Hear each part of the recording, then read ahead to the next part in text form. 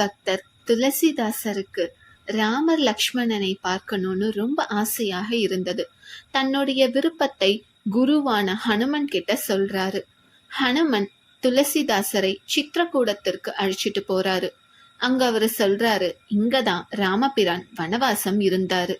இங்க ஓடும் இந்த மந்தாகினி நதிக்கரையில் உட்கார்ந்து ராமநாமத்தை ஜபம் செய்யுங்க, கண்டிப்பா ராமபிரானுடைய காட்சி உங்களுக்கு கிடைக்கும் அப்படின்னு சொல்றாரு. அப்போ துளசிதாசர், குருவே நீங்களும் கூட இருங்க அப்படின்னு சொல்றாங்க. அப்போ ஹனுமன் சொல்றாங்க, எங்க ராமநாமம் ஒலிக்கிறதோ அந்த இடத்தில் நான் கட்டாயமாக இருப்பேன் அப்படின்னு சொல்றாரு.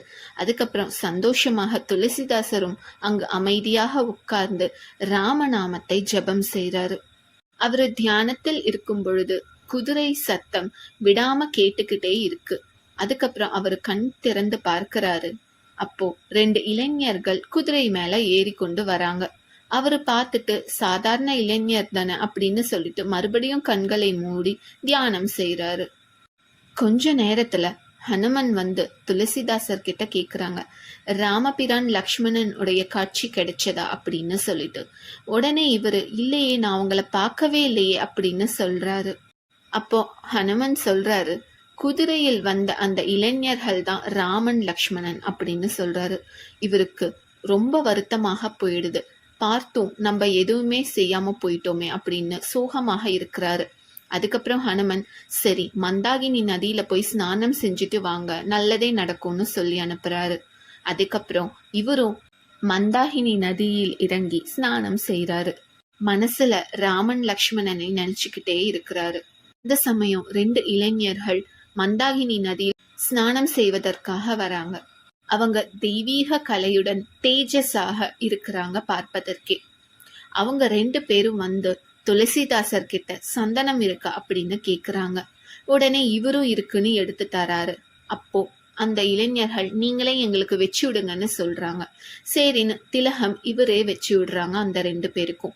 அதுக்கப்புறம் அந்த சந்தனத்தை எடுத்து அவங்க துளசிதாசருக்கு வச்சு விடுறாங்க.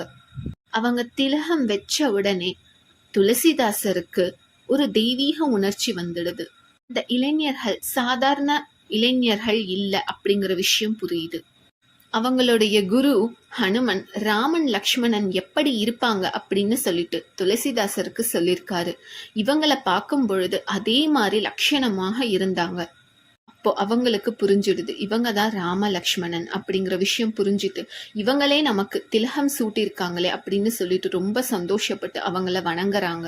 அப்போ ராமன் லக்ஷ்மணன் துளசிதாசரை ஆசிர்வாதம் செஞ்சுட்டு அவங்கள வாழ்த்துட்டு கிளம்புறாங்க. இந்த விஷயத்த சந்தோஷமாக வந்து ஹனுமன் கிட்ட துளசிதாசர் சொல்றாரு. அப்போ ஹனுமன் சொல்றாரு, என்னுடைய ராமபிரான் அனைத்து இடங்களிலும் இருக்கிறாரு. பக்தியோட ஞான கண்களால் பார்த்தால் அவரை சுலபமாக கண்டு கொள்ளலாம் அப்படிங்கிற விஷயத்த துளசிதாசருக்கு சொல்றாரு. பகவானை நாம் தேடுவதற்கு முன்னால அவரே நம்மளை தேடி வந்துடுவாரு. நன்றி, வணக்கம்.